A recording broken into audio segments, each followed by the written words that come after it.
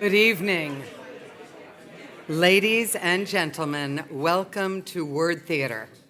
My name is Cedering Fox, and I am the artistic director of this wonderful nonprofit organization that brings people together to share the world's greatest stories. We specialize in contemporary literature, and my favorite shows are when the author is present. And tonight, having just returned from the Peak District, where he has been leading WordTheatre's annual writers' workshop, from America, about to come out with his 9th book, a collection of short stories being published by Little Brown on July 2nd, is American short story writer extraordinaire. I want you to give it up for Peter Orner.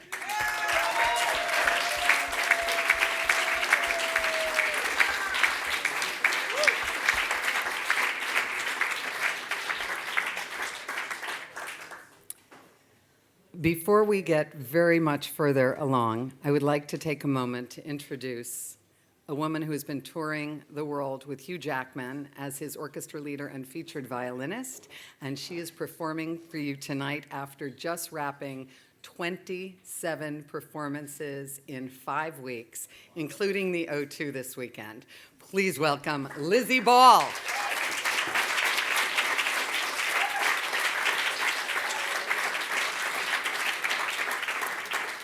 And now I'll bring up the cast before I say a few more words, and then we'll start the show. Ladies and gentlemen, our cast: David Soul,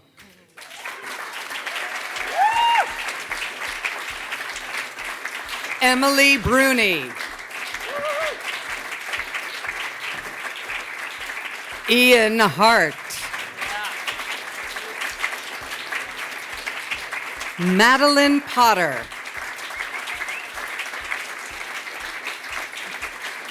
Rashawn Stone, and Damian Maloney.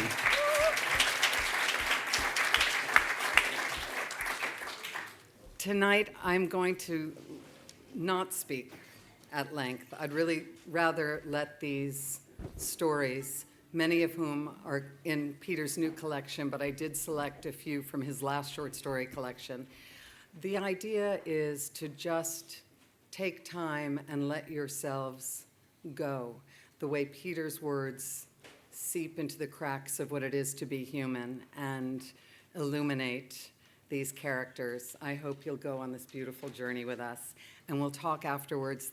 The program will be printed on the WordTheatre website, and on your way out, I will give you cards to take home where you can go to WordTheatre and see what's going on and who's who, et cetera, and so on. But for now, on with the show, which is Voices from the American Heartland, the stories of Peter Orner.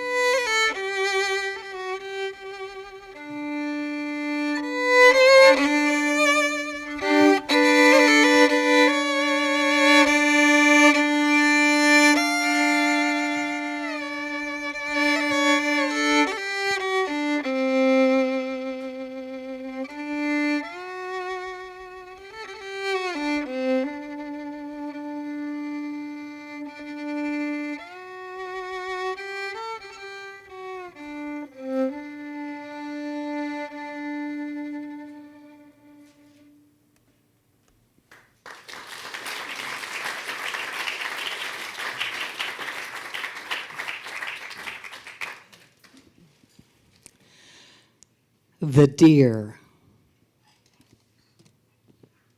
When she was a kid, she watched a mountain lion chase a deer into the lagoon at low tide.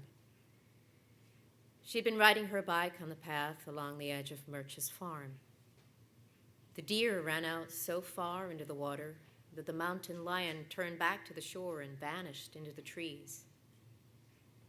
An hour later, the deer was still stuck in the mud. The tide began to roll back in through the channel connecting the lagoon to open water. She was only a kid, but as she watched the deer out there alone, she knew almost right away that this was something she'd carry the rest of her life. Later, she heard that a tourist, seeing the deer in the lagoon from Highway 1, had called the fire department and begged them to do something. The assistant chief said, "What do you want me to do about it? Go there with a boat and get kicked in the head? Call the DNR." The lagoon, the waves, the motionless deer. It made no sound, or at least none that she could hear from where she was sitting as it waited or seemed to wait while the water rose, covering its legs and then rising higher. She'd sat on a wet log and watched. The damp seeped through her pants. The wind began to blow inland from the ocean. No, it wasn't really happening. Even then, it was more like an image, fixed, not a breathing deer out there in the water. So much of what she remembers became lodged this way. Something occurs in the motion of the present, but it's already over. Because even then, even as she watched, she was already moving away from it, already thinking how years from now she might tell someone about this, someone who's never seen this lagoon. The wind began to blow harder. The sun had long since fallen, but there was some light left. When she couldn't watch anymore, when she picked her bike off the ground and rode away, the water had reached the deer's chest. And still, it had not moved.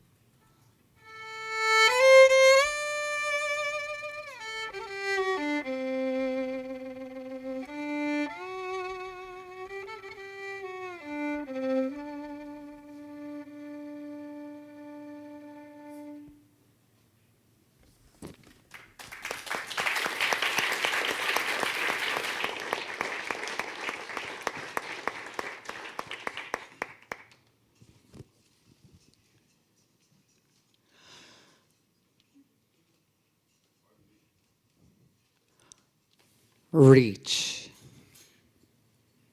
The way a door gradually opens on a windless night when you're alone in a room. That is how she described how she came to understand, to know, slowly but all at once, that he wanted her. That the last thing he wanted was to want her, but he wanted her. My God, did he want her? He was a journalist and critic of some renown. Nobody reads him anymore. She said that for a number of years, he'd been gradually losing his sight. He was almost completely gone by the time she met him. He'd put the word out that he needed someone to take dictation. He'd promised his publishers a last book about growing up poor in India. The aimless London years. The move to San Francisco in the late 50s. His improbable rise to relative fame as an unlikely chronicler of the counterculture. She told him he'd never finish. That the whole exercise was frivolous. He'd grown up poor, he said. That's novel. The mass of humanity lives a world away from a hot bath. Simone Weil, he knew the score. He'd written, he told her, about flower children because they made him laugh. Spent my life trying to get clean, and these kids, they can't get dirty enough. He's long dead now, but she told me that recently, while examining her face in the mirror, it was as if she caught a glimpse of his opaque brown eyes. They'd meet at the Mechanics Institute on Post Street in his little office down the hall from the chess room and the silent chess players. A table, stacks of oilskin typing paper. That paper, she told me, smelled like new soap. His half-empty bookshelf, he was always giving her his books. The typewriter, its ink-stained keys, a curtainless room, the dust, how it was ever present, like tiny drops of dry rain in the stab of afternoon sunlight. She remembered how he listened to her when neither of them were speaking. Her feet shifting on the grainy, never-swept floor, her clicking tongue, what he called her girlish sniffles. When he was too tired to dictate or, as he put it, spew, he'd ask her to read to him. Often it was Faulkner. He'd sit back in his chair and he'd listen to her and let the great man lull him. Sentences with so many clauses they'd climb the walls. Occasionally he'd stop her. You see, he's your crazy, drunken Uncle Billy until he's not. The sober truth was almost more than he could take. He was drunk when I met him. And this was the tail end of his folly in Hollywood. He's not a sloppy drunk, sort of a polite drunk, cordial, but actually off his grog. Lovely man. The interview was a bomb. He didn't tell me a thing. He just sucked his teeth and he nodded. The only time he wasn't drunk was when he was working. Drinking was the only way he could turn off the sentences. He didn't tell me that.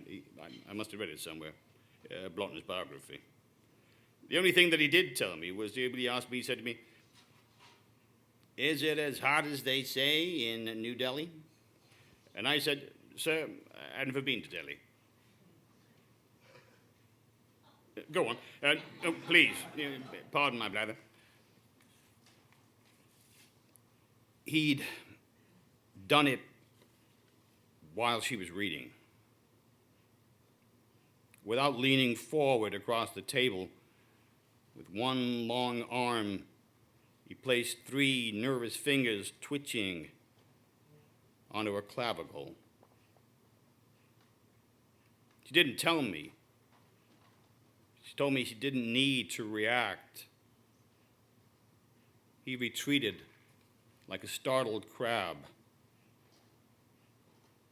The feel of her skin, her bone, shocking enough. She'd been wearing a low-cut V-neck blouse. How could he have known? He'd been prepared to meet only fabric, not skin. She'd stopped reading for a moment and watched him. This substantial man, this winner of prizes. He didn't attempt to explain himself. She'd let him dangle. Her finger holding her place in Light in August. And now, she told me, all these years later, his minor prominence forgotten, his books no longer in print. But she'd imagined pulling him close, letting him do what he wanted, which couldn't have been much, only to touch her. Is it always a choice between love and pity? But back then she'd felt neither. Is there nothing in between? His eyes, the way he didn't move his head, not because he couldn't see her, but because he could. He saw her with everything he had left.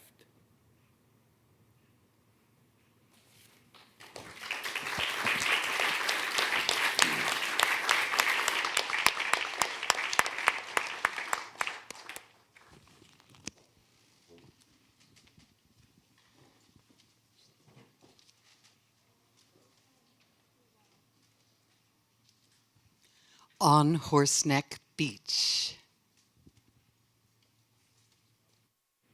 She's wearing a daisy-patterned yellow one-piece and an enormous blue hat. And she's rubbing sunscreen on her husband's flubby back. He's got a cigarette drooping out of the side of his mouth, and he's so pale, he looks like he spent the last 30 years in a basement. She slides her fingers under his waistband. He leaps and yelps, "For crying out loud, woman on the beach in front of all these people." She hands him the bottle. "Now do me." He takes the bottle and squeezes a burble of lotion onto his palm. Then he breaks an egg on her head. One hand cracks his lotion fist, and he slithers both hands past her ears. She does not scream, just says quietly, "I'll kill you, you fat bastard." He shakes the remaining contents of the bottle on his own head and musses his hair. Now both have shampoo lather heads. She takes his hand and says, "I should have married B. Halprin's brother, Aubrey, the dead one." "Let's swim," he says. "He'd have croaked by now and I'd be living on State Farm." "I said let's swim," he says. They walk to the edge of the water and linger there. "That wasn't funny about poor Aubrey," he murmurs, as his wife, who is Sarah, dives and shrieks into the cold June Atlantic blue.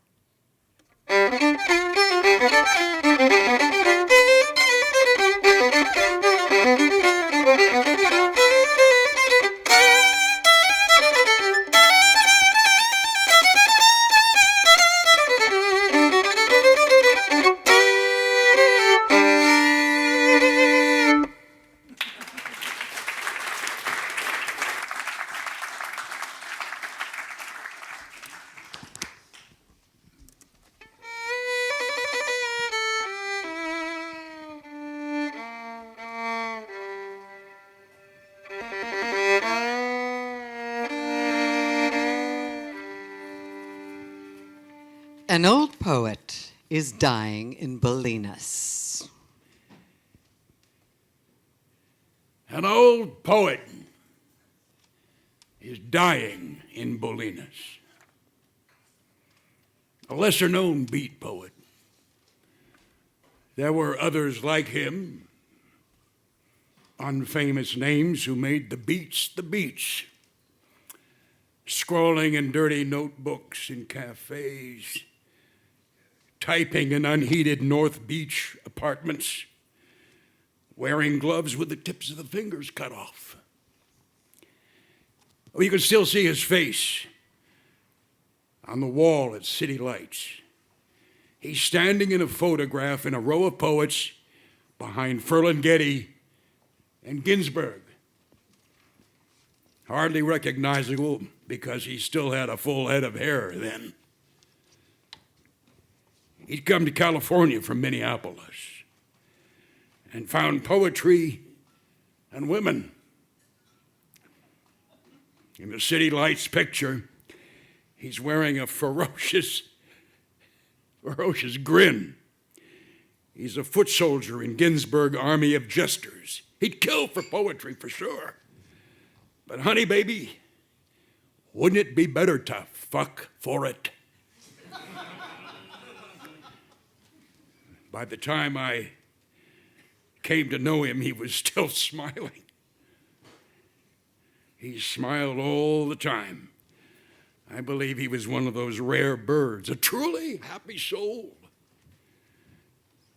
I used to see him in the bar when he could still walk, shuffling around, dancing by himself.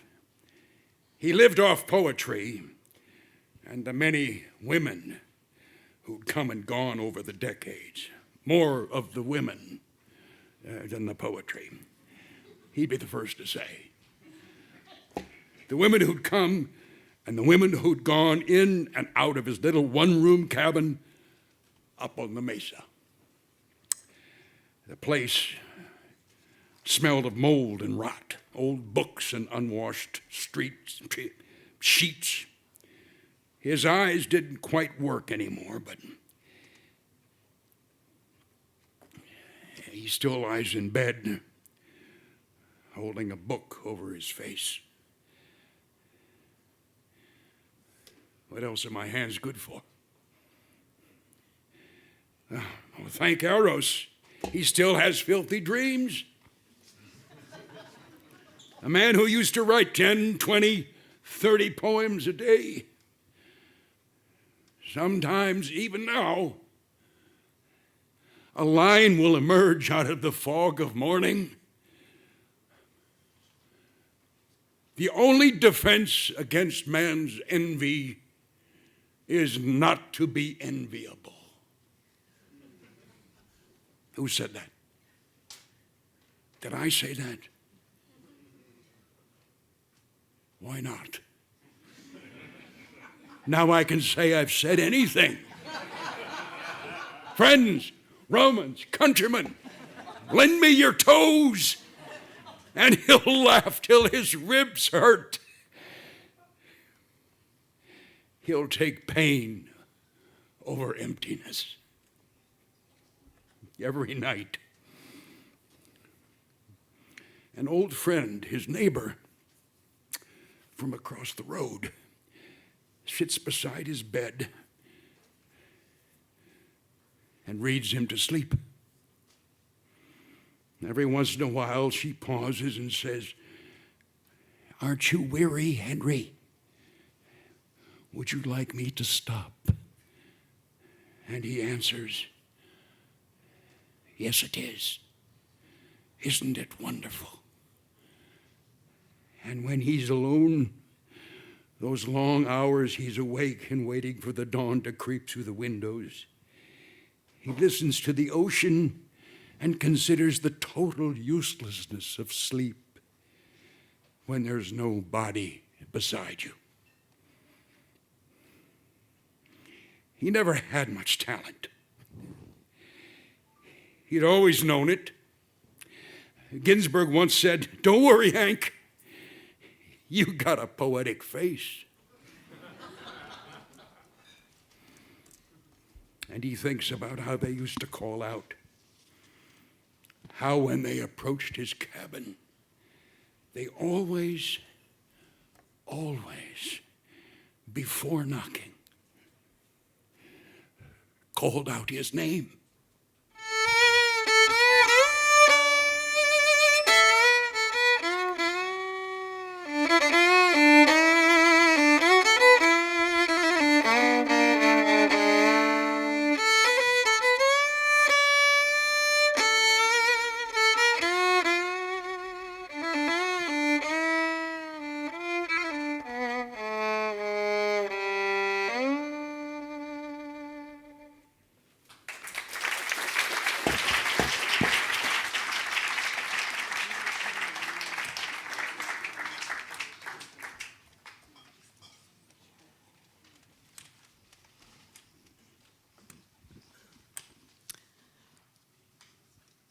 On the floor beside the bed.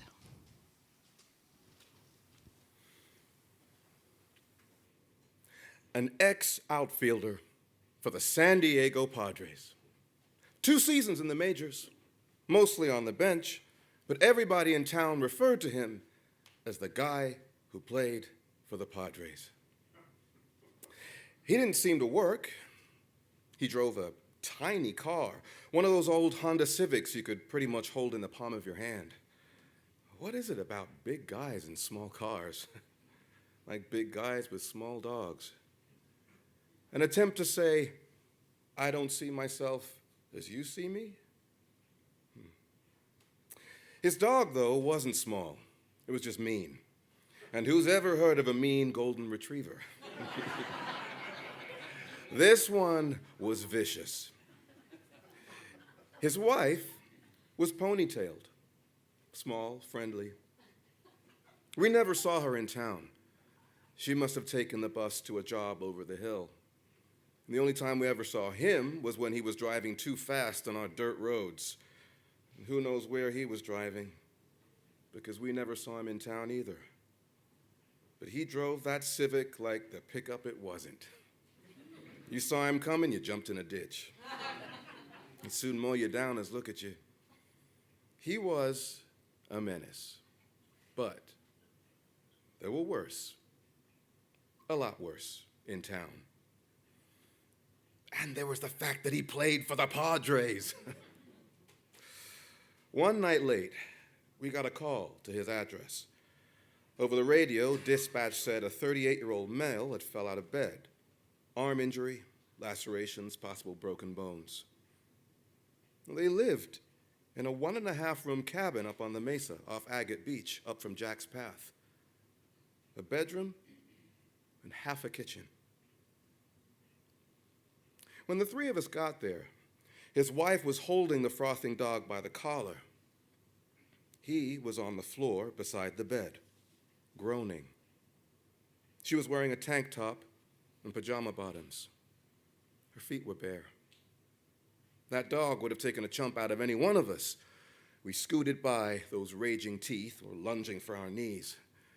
She managed to lock the dog in the closet and got down on the floor and held him, or as much of him as she could wrap her arms around. And she asked if she was in the way. Macy said no, she was fine. He could work around her, not a problem. If she calmed the patient, all the better. I handed Macy the ears and the BP monitor. Macy told Dante to do a C-spine. The ex-ball player shouted, "Not my back, my arm." Macy kept his cool, told him it was protocol with any fall to do a C-spine. His wife moved over a bit, and Dante, on his knees, slid the collar under his neck. His vitals checked out fine. There was a small old bruise on his left arm, but no open wound. Macy asked if he thought he'd broken anything. The ex-ball player said, "How the fuck should he know?" "Did you hear any pop?" I heard a pop, yeah." And he started moaning, louder. He tried to lift his head, which was now collared, and Dante gently pushed it back down. We'd seen this act before. It wasn't even an especially good performance. Well, the dog was trying to eat his way out of the closet. You could see his teeth gnawing under the cheap door. Macy gave me a look, and I went and scoped out the bathroom. It was clean, smelled nice, flower-scented air freshener. I wondered if she'd cleaned it before we got there.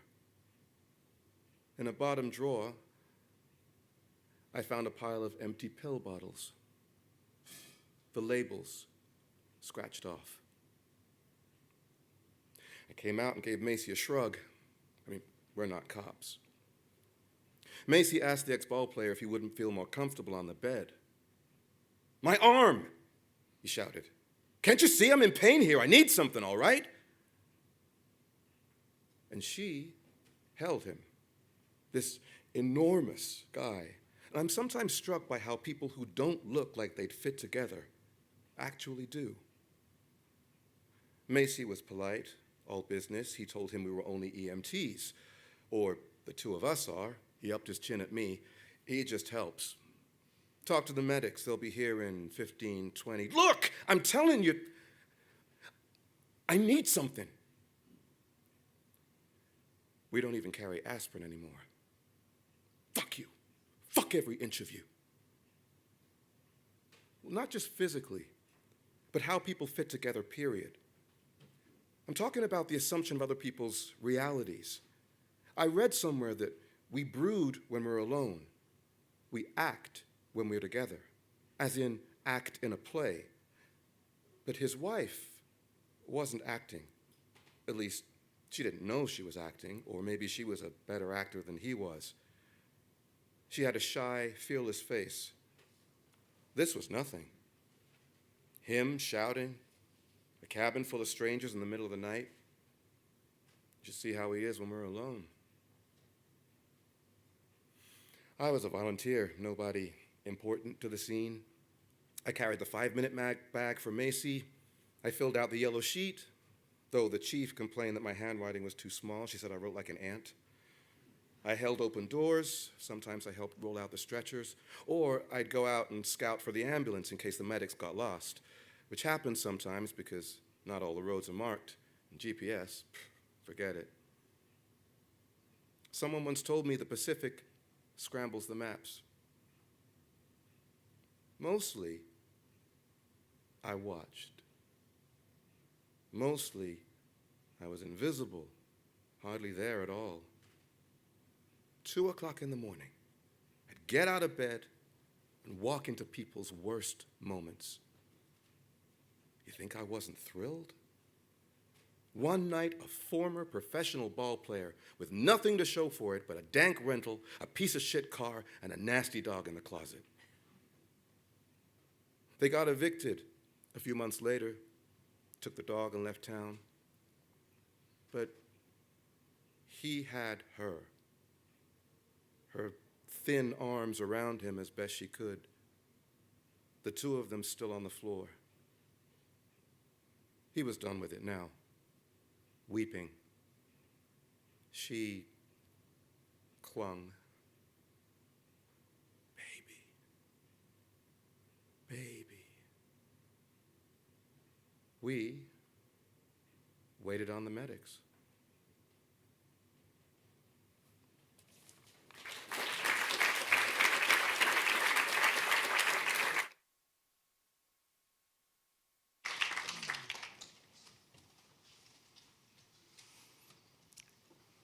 Untitled.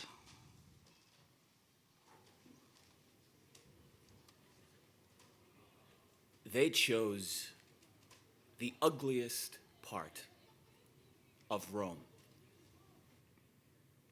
Maybe they thought it would make it all seem less out of a movie. No beautiful backdrops. She knew a lot about architecture. She said Mussolini had built EUR in the 30s. He wanted the district to be majestic, she said, but not in the way that Rome already was. He wanted to assert that greatness would now and forever be sought in the future, not the past. That worshiping the ancients was for cowardly nostalgists. Il Duce sought intentionally anti-bourgeois architecture that would actively subordinate the individual to a grander collective cause. No, collective was the wrong word. He wanted to engender a kind of new worship, one where people would begin to see themselves in a new and heroic light through architecture. He wasn't listening to her.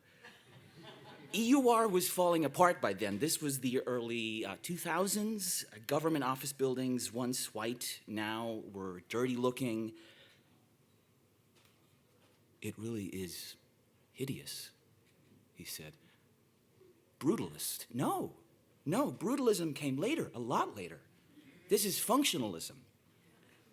Or rationalism, I forget which. It was late morning. They were lying on a patch of dry grass by the metro station entrance, watching people saunter by on their way to work. No one is ever late for work in Italy. And they were in love. They almost couldn't believe it. They couldn't stop talking about it. To really talk about it, they'd have needed a year, maybe even 2 years of near constant conversation, but as it was, they only had an hour. At most. They were both with other people. They hardly touched because that would have been almost too hard to take. It was enough to lie side by side on a patch of scratchy grass by the metro station entrance in EUR and try not to think of the future. She always had a cold. She said it was allergies, that everything in Italy made her sneeze. I look at something and love it. Keats' grave, and I sneeze. She wore leather shoes with straps and brass buckles, like shoes Rumpelstiltskin might wear. Lying there, the two of them, they had year-long fellowships. Every morning, they woke up in separate beds with different people. Roman mornings. The old ladies shouting, the pink light, the laundry stretching from window to window, side by side, on the grass, by the entrance to the metro. To Italians on their way to work, they were invisible. Tourists had been part of the Roman landscape for how many centuries? She rubbed his knuckles with her fingers. And he said, I wish I could say something original about time. Forget it, she said. Bold lover, never canst thou. 12 years later, they meet in a hotel room in a city unfamiliar to both of them. The room looks out upon a parking lot and an office building across the street. It's the middle of the day. He begins to close the curtains, but she says, nobody can see in with the glare, and even if they could, who cares? It's awkward and fumbling. They know each other, and at the same time, each has no idea who the other is. Skin to skin, they're ridiculous. Far worse than if they'd been strangers. Lying in the hardly tussled sheets, they begin to talk instead. Oh, that's better. She tells him her daughter has an imaginary friend, a poltergeist. Mine, he says, has heart-to-hearts with the vacuum cleaner. The poltergeist is named Queenie, she says, and she lives in the closet in one of her old shoes, a living presence that's dead. She's very adamant about this, that Queenie is dead, but that Queenie sees in the dark, that Queenie remembers things. You're supposed to say that I look amazing, that after, a couple, 3 kids, I already did, he says. You're supposed to keep exclaiming it as if it's some kind of miracle. Yeah. I exclaim. Fat and old. If this is fat and old, he says, people don't do this anymore. She says, what? Meet in motels. They don't? It's completely passé. It's past passé. Also a little gross. Not as gross as I thought it would be, but this is a Marriott courtyard, he says. You never saw a therapist? She says, no, helps. I don't want to talk. I'm not talking about this, she says. I know. Helps to get out of your own head, you of all people. You told me that before, he says. You have any Tums? What? My stomach, it gets... You used to want to talk so much. You crave the talking as much as anything. More so, your guilt. You talked a lot about your guilt. You were guilt's desperado, agonizing daily. He kisses her again, so he doesn't have to say anything else. Her lips less unfamiliar now, and she moves her mouth toward his. No. Jams. Beautifully. Beautifully, she jams her mouth into his. He pulls away. Those shoes, he says. What shoes? With the buckles, like pilgrim's shoes? You don't know.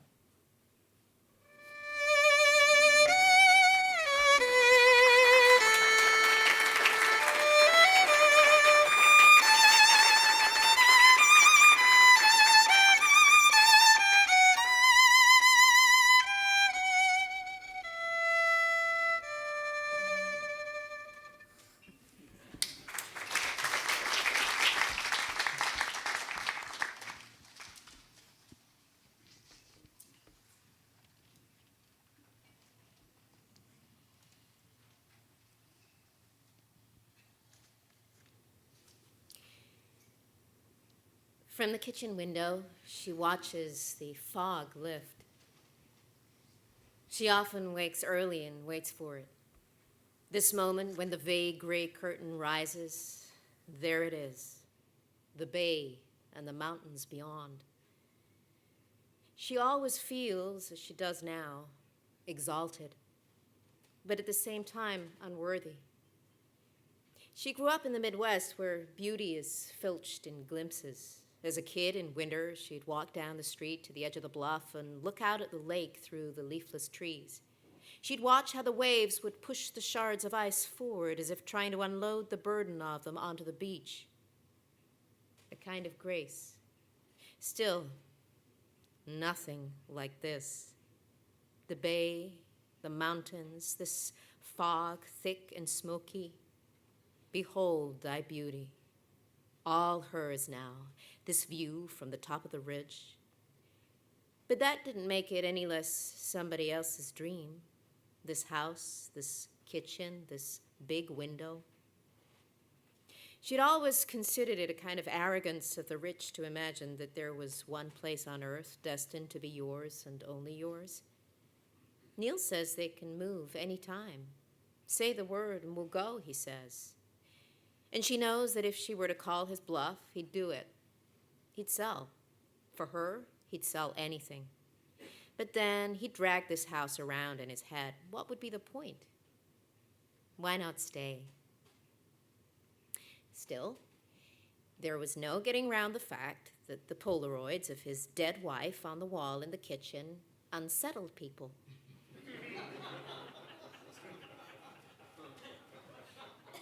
And when her sister visited from Madison, she took Emily aside and asked, "Why do you make him take those down?" She told her sister she did it for the children, so they can still come home to home. You know what I mean? This explanation was only half true, and she knew, of course, that the 4 grown-up kids in their 20s and 30s would certainly have understood if the pictures came down and was shoved into a drawer. And it wasn't as if Neil hadn't offered. A number of times he'd offered. No, she had actually demanded that the pictures stay up. She didn't expect her sister or anybody else to understand. She'd never spelled it out to anybody, including Neil, but there was something about being a permanent guest in her own house that felt right. Last Thanksgiving, when the children had all come home, and one girlfriend, one husband, and a couple of grandkids, she and Neil had made an enormous spread. Homemade cranberry sauce, a small mountain of mashed potatoes, a turkey they slow-cooked for 11 hours, and everybody had had a good time, and she'd felt not only tolerated, but welcomed. Even loved. Now, the following morning, she'd slept late. Not slept, stayed in bed with a magazine, because, again, this was the house they'd grown up in. She did want them to feel like they could come home. But when she had at last come down to the kitchen in her robe, the chattering, the jokes, the laughing stopped immediately, only for a moment, but enough to horrify them with embarrassment and remorse. They all spent the next hour or so trying to make up for it, forcing her into every reference. She'd searched in vain for a silent way to say, "Please, please, I get it. There's no need. All your years here." She'd stood there in the kitchen, gripping her coffee, pleading with them with her eyes, but they were too busy frantically including her to even notice her anymore. And yet, There must have been something inside each of them, even if they didn't admit it to themselves. After all, didn't they want their father to be happy after so much heartache? Didn't he deserve to be happy that found it galling?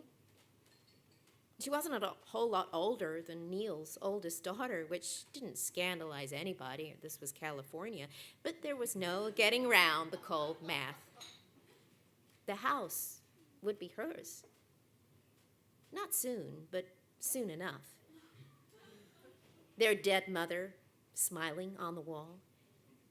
The photographs have faded over the years in the sunlight so that they've begun to look like x-rays.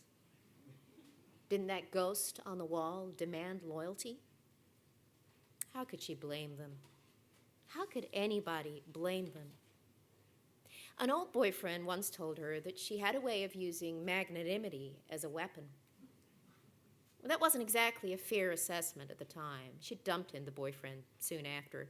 Still, she'd been intrigued by the possibility and hadn't ever since put it past herself.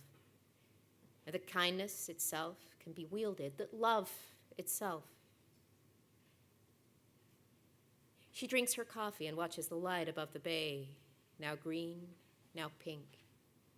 Neil will be up soon. They'll both sit here and look out the window together. Isn't this the way of it? You stray, you stumble, somehow you find yourself on a ridge. Was that why she told him to leave the photographs on the wall? Because she'd won a battle she hadn't known she was fighting. Neil's retired. Now his job, with a tool belt and great aplomb, is fixing things around this ramble of a house. Her job? What does she do all day? She works from home, writes marketing copy. But she told the old busybody up here on the ridge, his beloved neighbor for decades, the one who told her how pleased she was to see such joy and light back in Neil's life, that she was working on a memoir in the shed. You know, Catherine lingered for years. It was beyond dreadful. Yes, she died in the house, you know. Yes, Neil, what's your book about, if you don't mind my asking? I'd rather not say. I absolutely respect that. Thank you. Certain things one must keep to oneself. Yes. Out back, there is an orchard that predates the house. It's August, and huge yellow apples, an ancient variety, one you could never hope to find in stores, have begun to drop off the gnarled trees.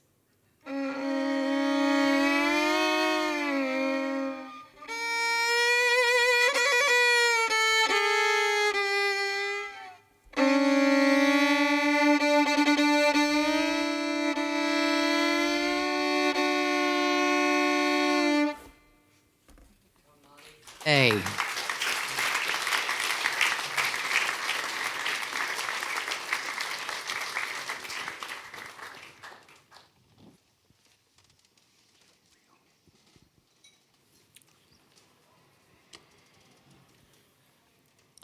Other nights.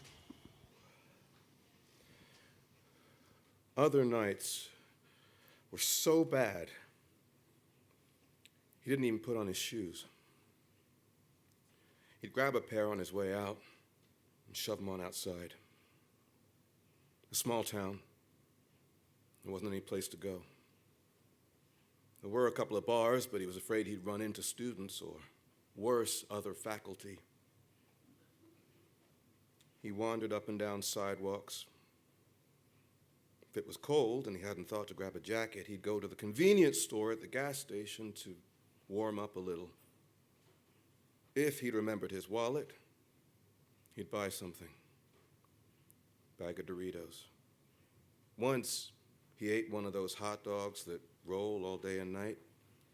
Delicious, hot and salty. Standing there by the gas pumps, wolfing. If he didn't have his wallet, he'd browse the store shelves for a few minutes as if he were looking for something they didn't carry, and then leave before he seemed creepy, especially if there was a female clerk. He'd flash the ring on his finger, but he wasn't sure if this made it worse. It was better on the sidewalks, at the small dark houses, the sleepers in their bedrooms, so easy. You said goodnight, you turned out the light, you fell asleep. Maybe someone was in your arms, or maybe someone wasn't. Another time in May, he didn't even have time to grab his shoes. She'd stood in front of the door, screaming, and he'd had to knock her down in order to leave. He'd slopped across bogged grass and mud, barefoot the way he used to when he was a kid, the mud slick and cold under his feet. A couple hours later, he went back. He always went back. She never locked him out. He'd crash on the couch downstairs. In the morning, she'd be kneeling beside him. What time do you have class? Don't you want to get some real sleep? And she'd apologize for what she remembered and forget what she forgot. A lot depended on what they both forgot.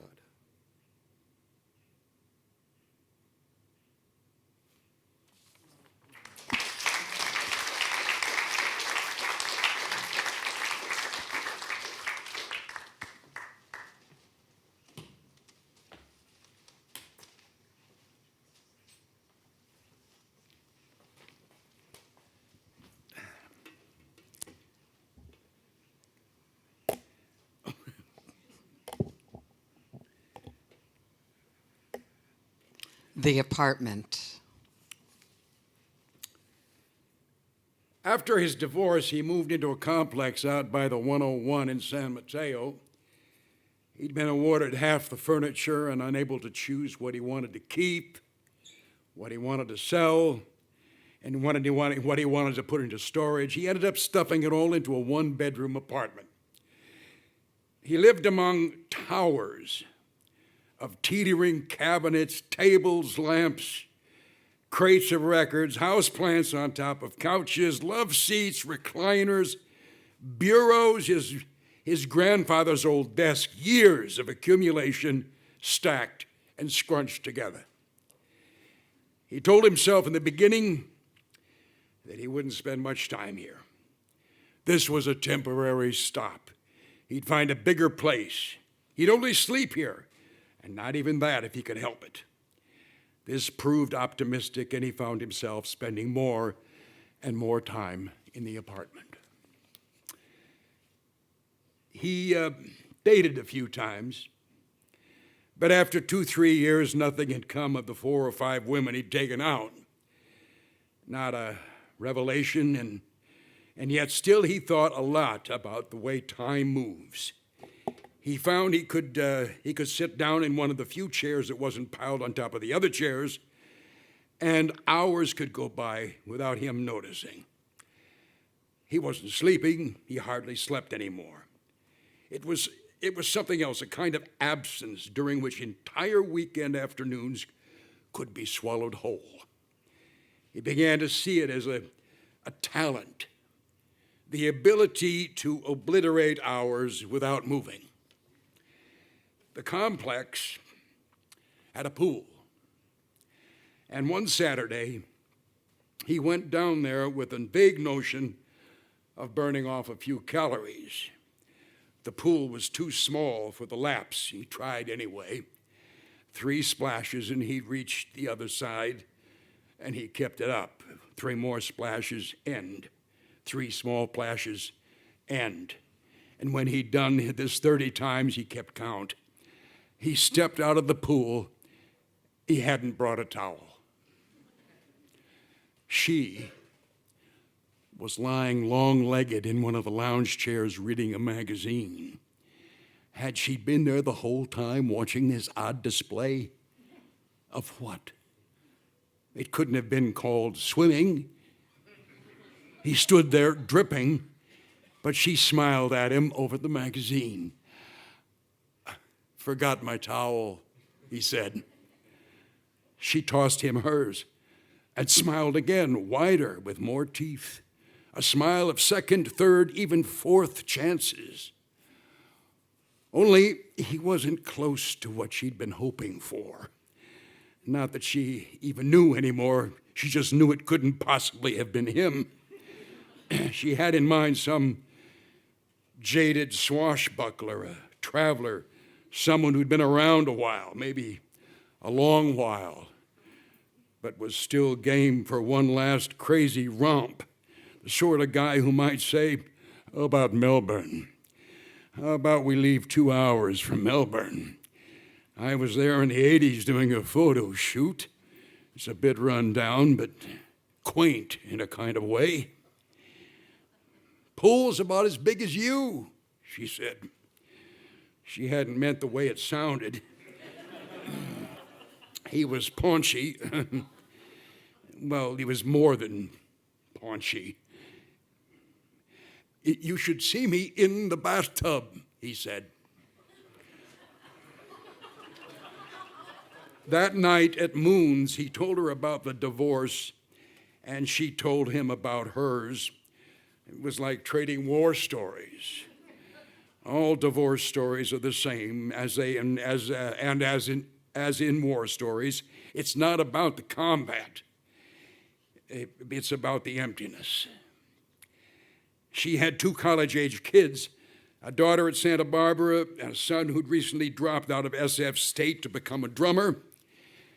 "Good for him," he said. "We'll see," she said. "He's got to find a new place to practice. Now he drives out to the warehouse in Fremont at 3 a.m. He told her that his wife had always wanted to wait for a time when they were in a better financial position to have children. "Oh, I'm sorry," she said. Now, he took a chance and looked directly into her eyes. She closed them. The light was no good at Moon's, but he could see that she was wearing purple mascara.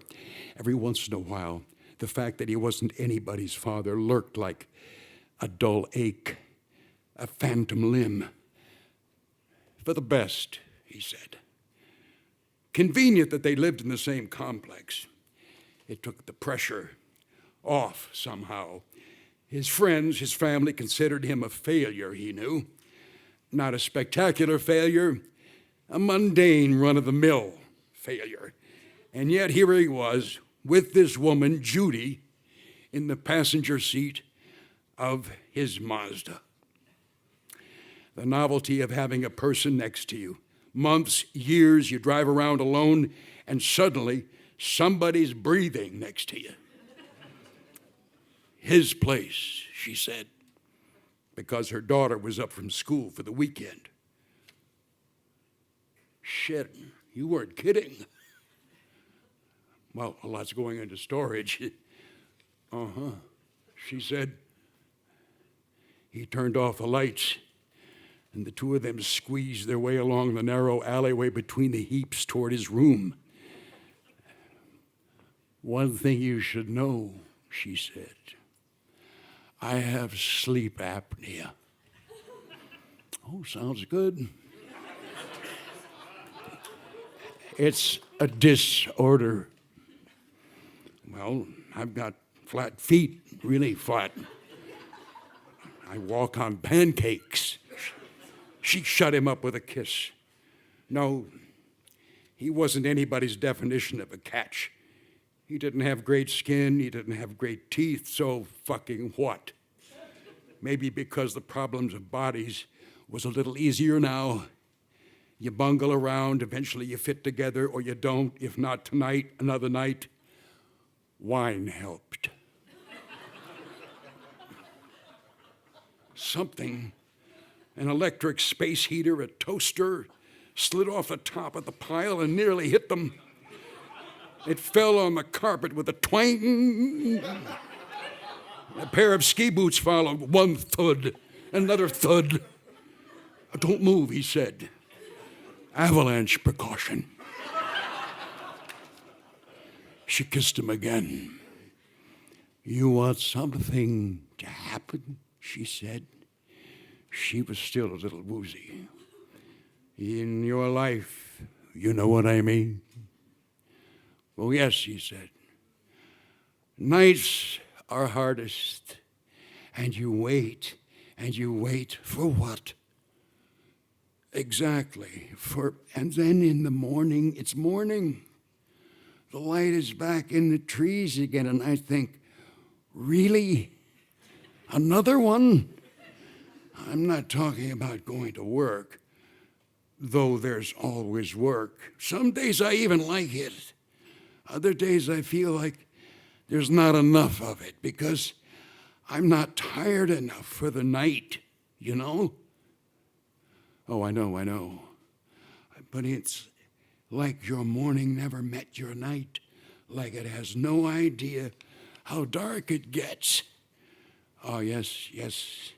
And maybe that's not such a bad thing, she said. Right, he said. Maybe it's... Listen, I hear voices. Who doesn't?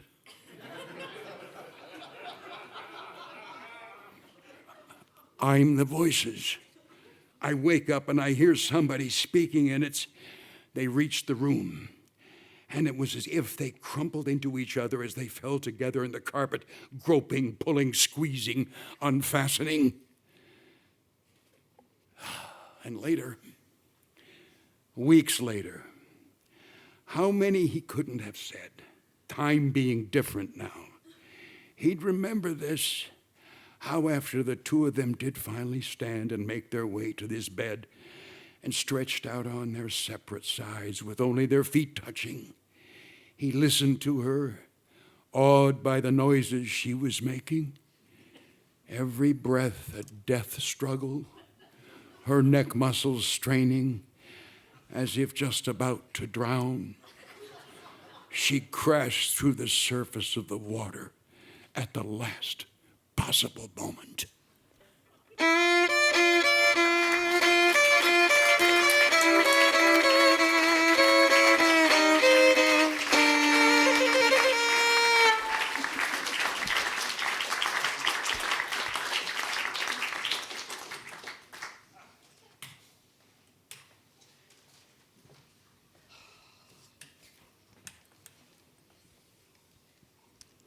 Shoe story.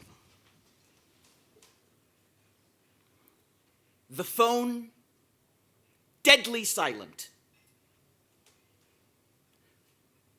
I recall a certain pair of shoes.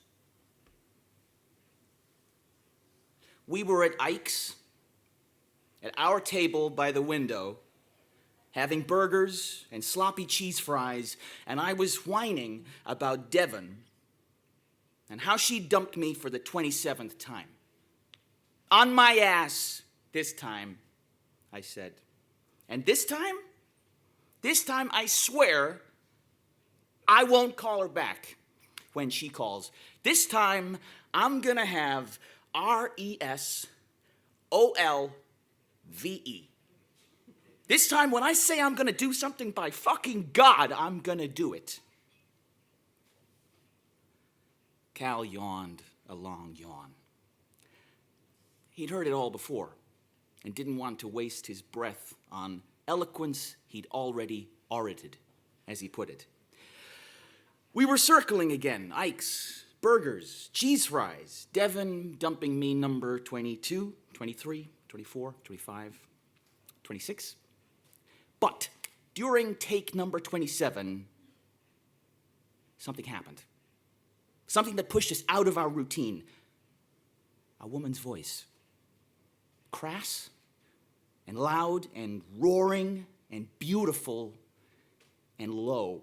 A woman's voice upstairs in the apartment above Ike's. Liar! Nobody lies like you.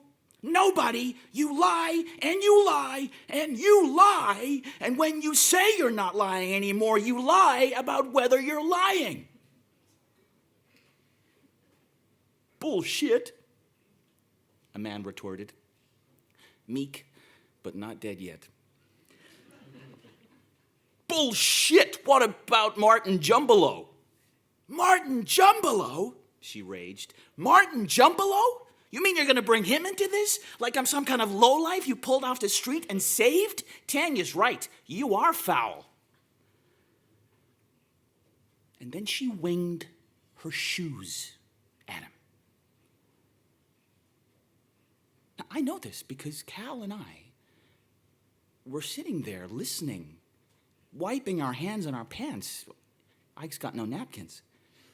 When 2 white shoes dropped into the street like tiny planes crash landing. Women's patent leather pumps with straps. They lay sprawled on the pavement, toe to toe, linked in the agony of the fall. Cal and I stared out the window at those snazzy shoes as we listened to the silence of victory unfold in the apartment upstairs. And the world was merciful. It did stop its spin, and those shoes were angels dispatched to rescue ourselves from our own grease-soaked and burbling over hearts.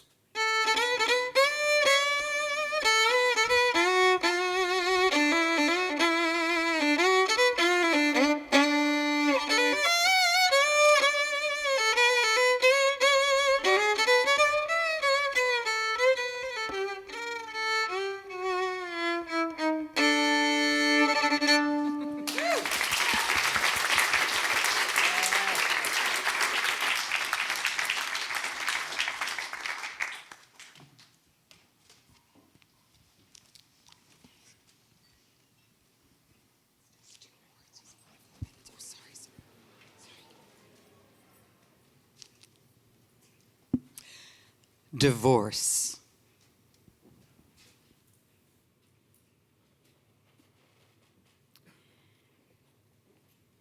He died while they were in divorce proceedings. She tried to be philosophical about this. Gary himself would have laughed if he'd been there to laugh.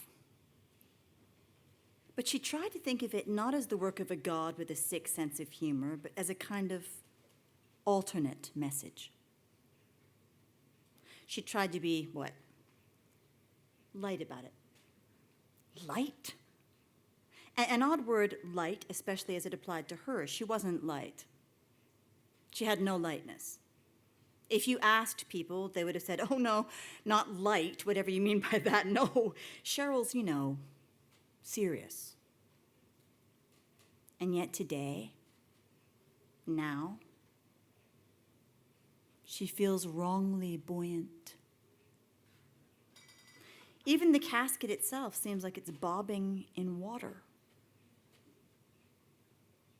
She loved him. Some people that you come across in this world, you come to love. He was one of them. Nothing in particular doomed their marriage, and perhaps that's why they decided to end it formally in the eyes of the state of Indiana before they had a true reason they could quantify to themselves in their heart of hearts. Heart of hearts? Her mother used to say it. What did it mean? She wept before the casket. Affairs on both sides years ago, more of a strength, making each of them more interesting to the other. Once, she'd run into him on the street downtown, and he wasn't wearing his wedding ring, and she'd laughed and socked him in the face and laughed and stomped his foot, and then she took his arm, and together they jaunted down the block. Wherever you were going, now you're going this way. It wasn't that. And to the end, they'd laughed. She wasn't light, but they'd always laughed. Together, they'd laughed. It was more baffling than sad. She wept out of confusion. Just the past weekend, he was packing boxes and asking politely if he should take or leave for her the ashtray they'd stolen from that hotel in New York. You want it? No. You take it. No, I want you to have it. No. Neither of them even smoked anymore. What happened to smoking?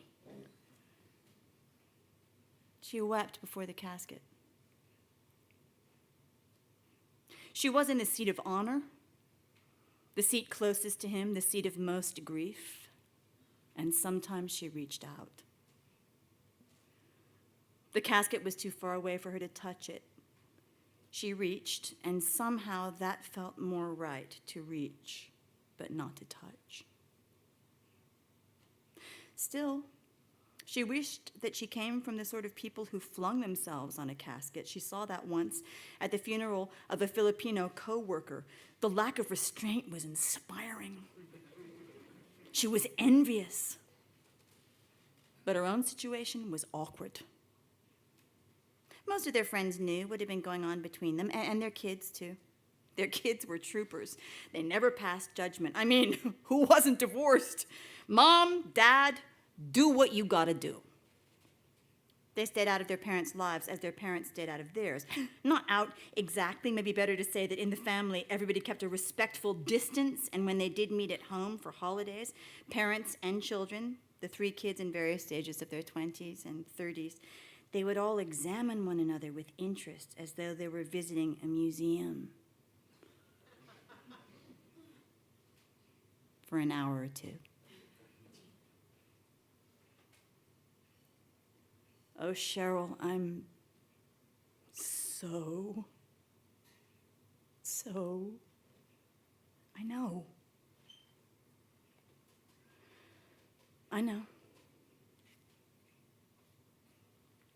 When it was over, she went home, got undressed, and stood before the mirror in what had been their bedroom. What was it now? He'd been sleeping in one of the kids' rooms while he apartment hunted, a phrase he took literally. Gary was hunting down a home, a place to land now that their bedroom was no longer their bedroom, their house no longer their house.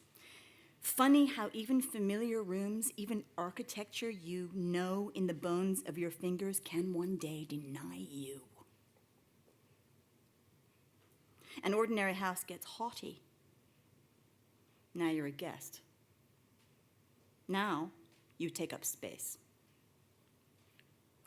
She would have to get dressed again to go to his sister's house. His sister had offered to host the after-funeral, and it was generous, given that it might be uncomfortable for the mourners to see his boxes packed up like this, as if he were only leaving town or the state. The question of what to do with his things would be decided by the children, at which time the fact that everything was already boxed would be helpful. She put on a dress. Then, hating it, tore it off. She remained in front of the mirror and wept, not as she had at the funeral, but out loud sobs that embarrassed her, even though it was only her and the cat on the bed. The cat on the bed like nothing happened. Gary was the one who loved the cat. He needed to find an apartment that accepted pets, or at least cats, which he said wasn't so easy these days. Everyone was against pets. Or they tried to shake you down for a deposit. How much damage would a single cat do? A lot. She'd said, think about what Molly did to the wallpaper. All he was doing was moving out. It was ridiculous. She looked at herself in the mirror. Not so bad. Her arms could use a little work, but not so bad. She would be wanted again. I will be wanted. She stood sobbing before the mirror, watching herself. Will be wanted. Naked, he was always nervous, jittery. He was self-conscious about what he considered his small penis. How did he know it was small? Did he go around comparing it? Their sex? Not unloving, just hasty. They'd turn on the light again, start reading again in their books where they'd left off, and he packed his boxes not in anger but in amusement, holding up things, asking, do you mind? Or, this blanket is definitely yours. He was magnanimous about the fancy wedding gift cast iron pots, the good saucepans. He took only what he might need for a small one-bedroom apartment.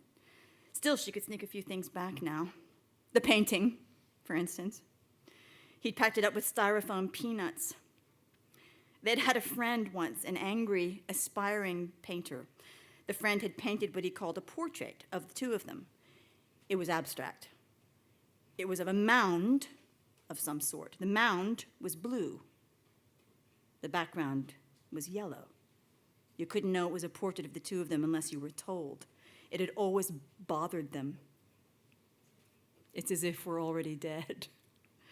Gary once said, banished to a hippie cemetery. They'd held on to it, hung it in a corner of their bedroom behind the standing lamp, in case their friend one day became famous. He was certainly angry enough to become famous. Then they'd be able to say they'd known all along how talented he was. Their painter friend. What happened to him? People. They evaporate. She stood before the mirror. But somebody who was just here? How do you remember somebody who was just right here a minute ago? Gary used to sit at the kitchen table and read to her things out of the paper. One day, one lost day, decades ago, he'd said something about Egypt, something about the Suez, how it all started with the Suez. Strange, he'd said. Canals usually cause more problems than they solve. Why do you think that is? She'd taken a bite of her toast. She never answered.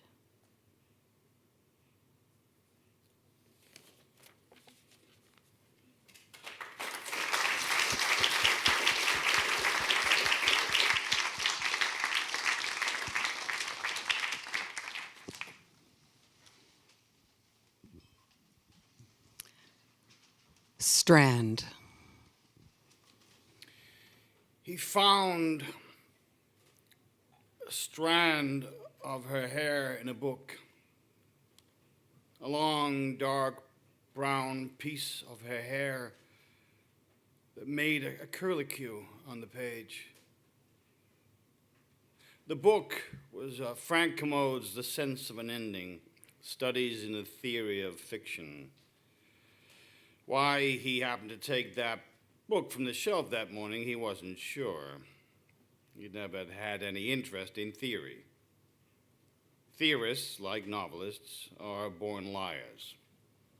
But to what end?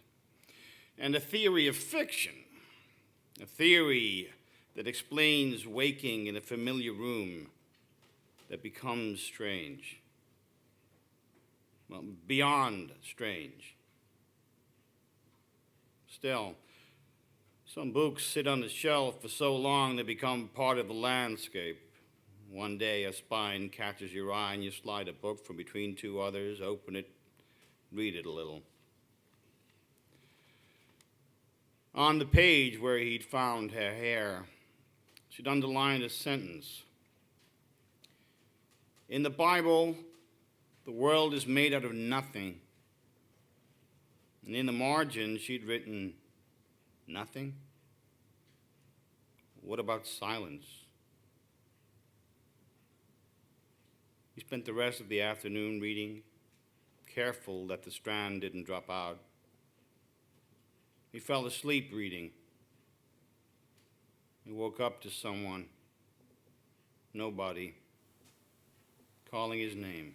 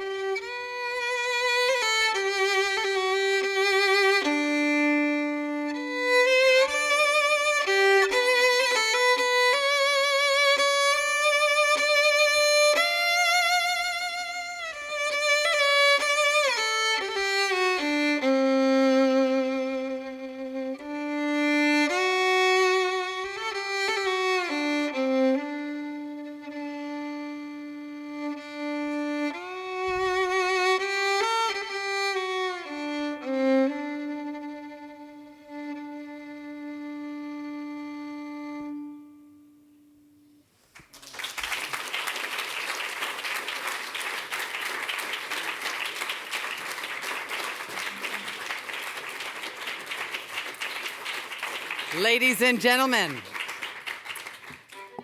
may I please bring up here the author, Peter Orner.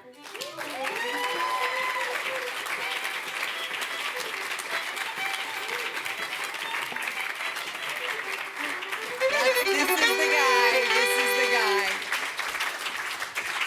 And we've got our Lizzie Ball on violin, who is we're very, very lucky to have her as a frequent WordTheatre collaborator. And I'd like you all to just hold your applause as I introduce once again and ask the actors to stand. David Soul. Emily Bruni. Ian Hart. Madeline Potter. Rashawn Stone. And Damian Maloney.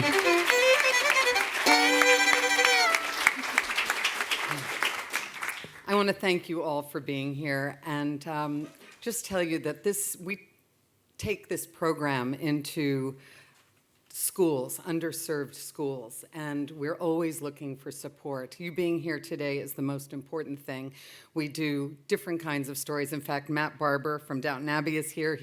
We recently took him to a school where he read a chapter from Lord of the Flies to a predominantly Pakistani classroom, and it was extraordinary. I mean, really extraordinary to be in that room with those children, loving it. And stories brought to life, just, I don't have to tell you, I think you've heard it. I hope that you will all be sure to go to the WordTheatre website. I've got these cards you'll be able to see. I'll be back in Los Angeles and we'll post the program by Tuesday. And if any of you are interested in our writers' workshop, next year will be our 10th annual writers' workshop. It's a different featured writer every time. And we do shows, and this fall we're going to be coming up with a free podcast of all the over 1,200 stories that we have recorded in the last 16 years in Los Angeles, New York, and London. So I hope you'll sign up on our mailing list, follow us on Twitter and all those things, Instagram, and I want to thank you so much for being here. And please feel free to ask me any questions. Tell your friends about us. If you know anybody who wants to become a great sponsor, we'd appreciate it. And have a wonderful evening. Thank you for joining us.